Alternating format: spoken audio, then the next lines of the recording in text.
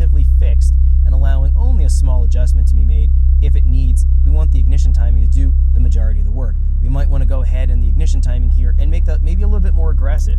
So if we could do 200 degrees, which was the default value, we'll find that's going to be more reactive and more responsive, and then probably have the throttle position moving less. This could result in a more stable idle. So if we go ahead and just rev it real quick here, allow it to drop back down into idle, does exactly what we want here. Now, what we're noticing is it hangs a little bit because maybe we don't have then enough integral adjustment in the throttle, so we might have to bump them up to the previous values here. Let's go ahead and just try to increase those a little bit, allow maybe some more of that feedback. Let's try that again. All right, let's look at this. So again, tweaks and adjustments we always have to make here in order to get things sorted out. It looks like, yeah, that throttle position isn't moving. The control here, it's not entering into the control.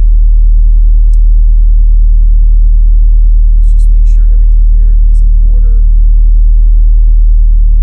Engine speed margin is not used. Before it was working correctly.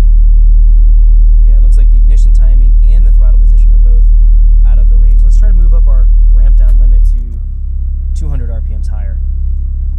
Let's try that again. Rev it, come back into idle. Again, it's hanging at that last point here. What we could do, let me try another trick here. Let's put it at a value of 1,000. And I'm going to go here at 2,000 and set this to something low, like maybe 15. Let me try to demonstrate this.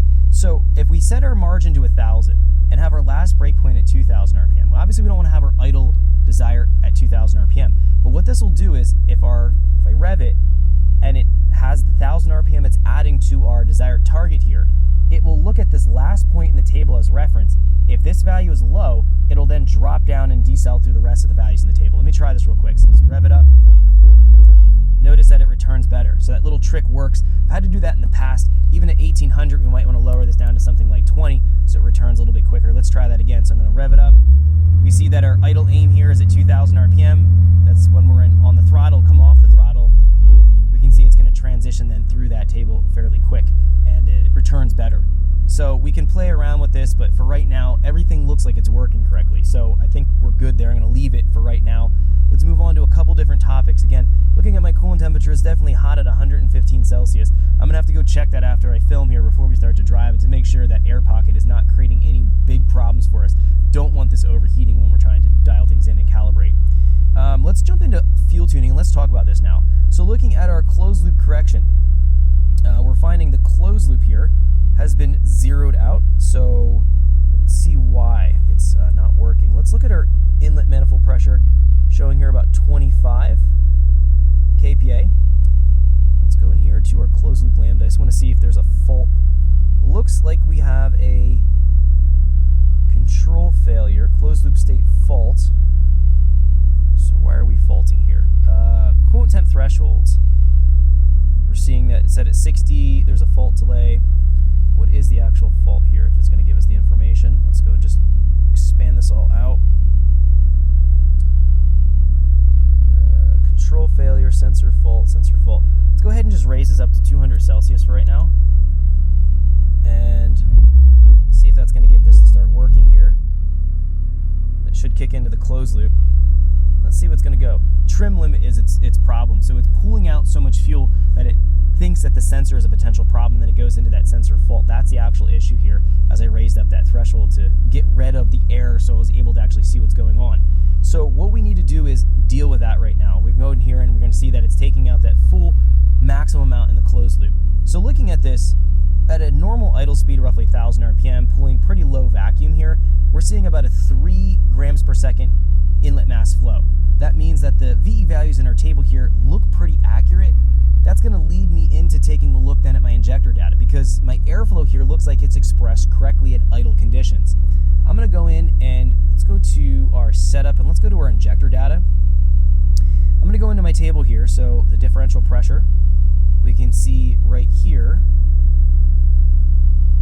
we are reporting, let's see what the actual pressure is showing in our pressure sensor. Fuel pressure sensor is showing us 378 kPa, and we can see where our values are being sourced here. Looking at our regulator type, we have ambient pressure reference. That is correct. I just want to make sure this is all correct here. The ratio, that's for the estimate calculation. There's manual. Everything here should be good. Our translation table should be correct. It's 0 and 100 PSI sensor. So that looks good.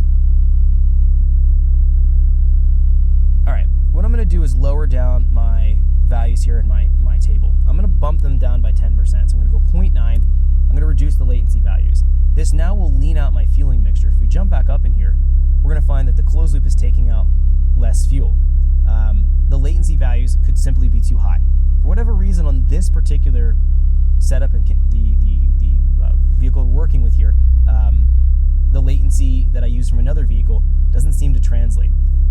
Looking here, it still is taking out a decent amount of fuel, so we're going to lower our latency value down a little bit more. Thanks for checking out our teaser clip. If you want to see the rest of this video and more than 500 hours of current EFI training we have to offer, make sure you click right here. If you want to go and check out more teaser clips from this training course, click here, and you don't want to miss any of the videos we're going to be releasing on this channel, so make sure you subscribe and click here. Thanks for watching, and I'll see you guys later.